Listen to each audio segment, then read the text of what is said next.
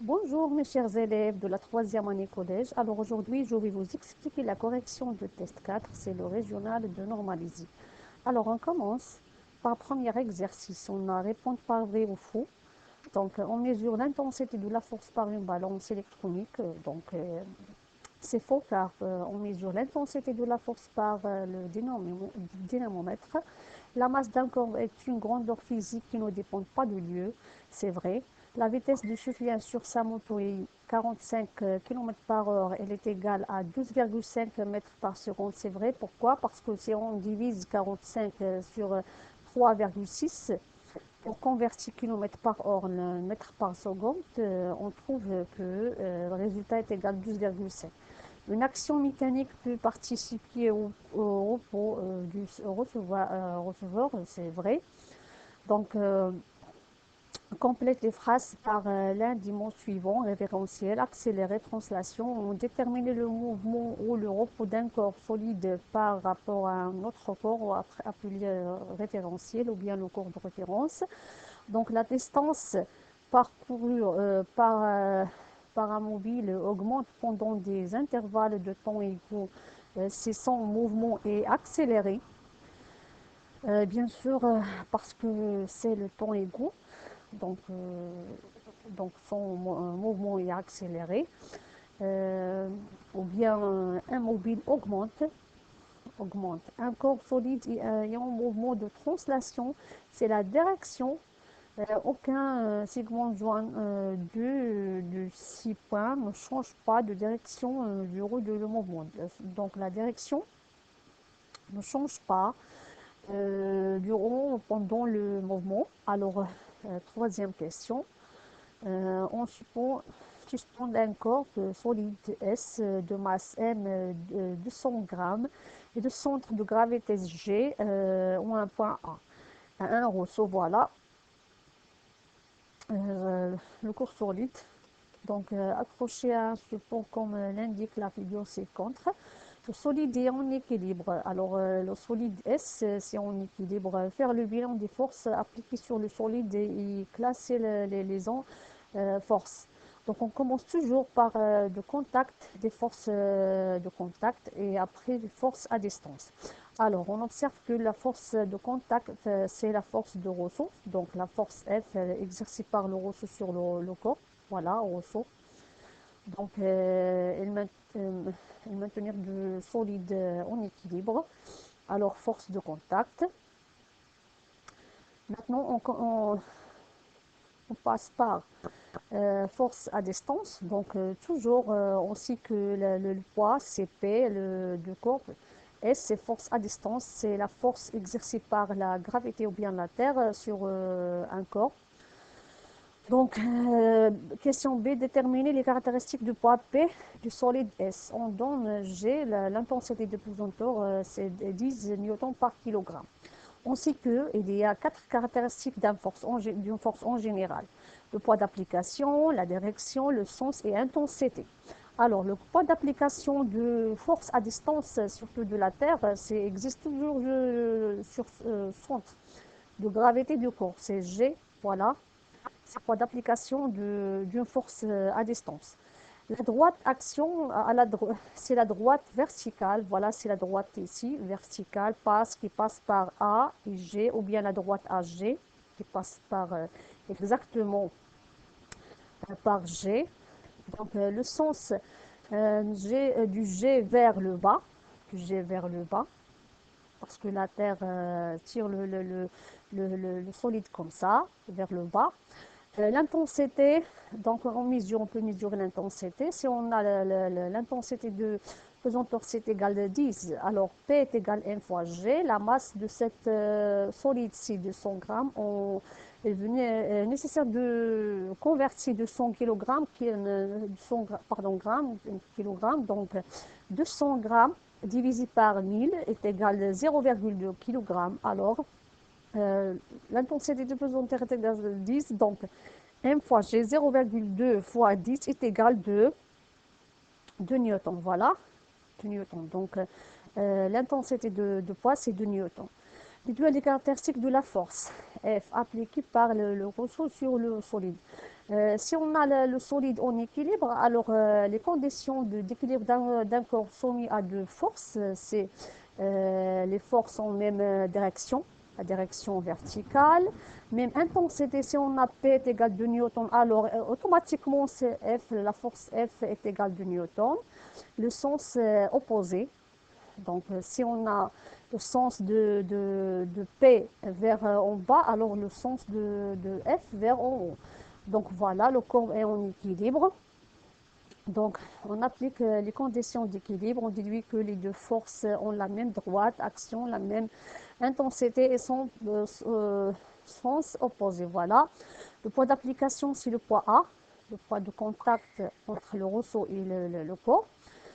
La droite, c'est vertical, c'est la même droite de poids. Passe par A, la droite AG, le sens est opposé vers le haut, du A vers le haut. L'intensité est égale 2. Donc, exercice 2. Alors, répondre par vrai ou faux. Donc, l'unité internationale de la puissance électrique est le watt, c'est vrai. 1 kWh est égal à 3,6 10 à la puissance 3 joules. Non, faux, parce que 1 watt-heure est égal à 3700 joules. Donc 1 kW est égal à 3,6 fois 10 à la puissance 5 joules.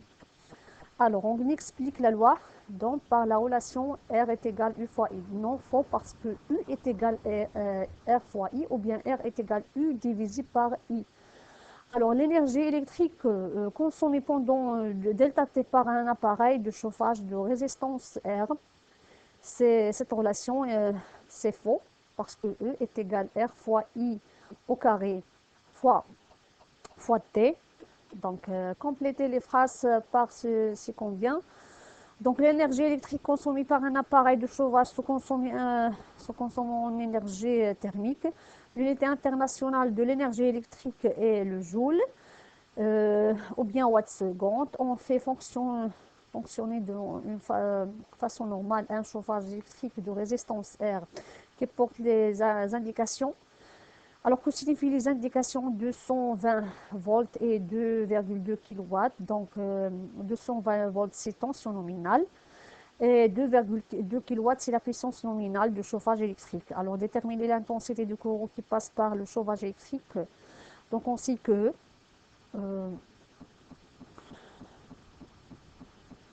P est égal à U fois I, donc on a P est égal à 2,2 kW, alors on convertit le watt, donc on multiplie fois 1000.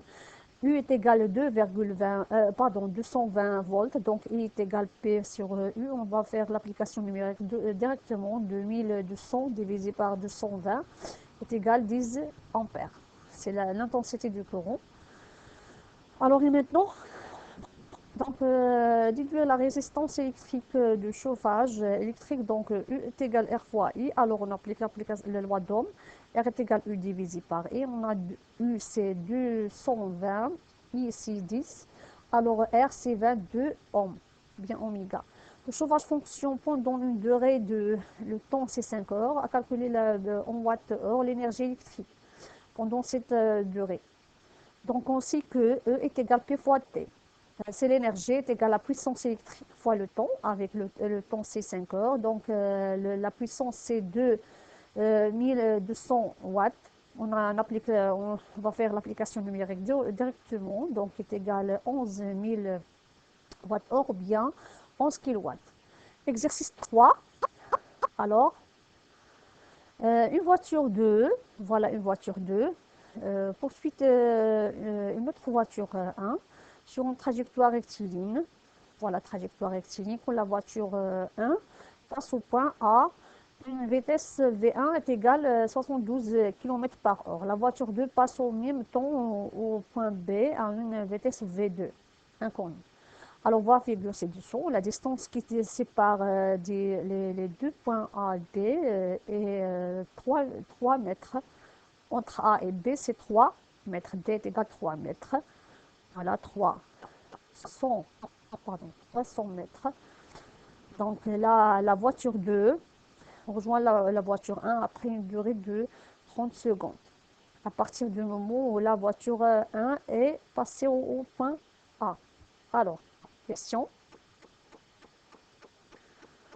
Donc, pardon. Déterminer la distance parcourue la voiture 1 pendant la durée delta t. Alors, calculer la distance D1 parcourue par la voiture 1 pendant la durée de delta t. Donc, on sait que V est égal D sur T. Alors, D1 est égal V1 fois delta T. Avec V1, C est égal 72 km par heure. Le temps, c'est 30 secondes. Donc, on va faire l'application numérique directement. Donc, 72 divisé par 3,6, on va convertir cette valeur km par heure, mètre par seconde euh, pour le second. Donc, fois 30 secondes. Alors, voilà, seconde et seconde. Donc on a la distance, c'est 6600 mètres. Donc, déterminer en mètres par seconde la vitesse 2. Voilà, la distance entre A et B, c'est 300 mètres. La distance entre A et C, c'est le 6 mètres, donc c'est D1. Calculer la distance D2 parcourue la voiture 2 pendant la même durée de T. Alors, D2, c'est la distance entre D et C, comme ça. Alors, c'est la somme de, ou bien l'addition du D plus D1, voilà, D plus D1. Donc, 300 plus 600 est égal à 900 mètres. On a V2 est égal D2 sur T, avec T est égal 30 secondes, et D2 est égal 900 mètres. Donc on applique, on a l'application numérique, 900 divisé par 30 est égal 30 mètres par seconde. Et merci pour votre attention.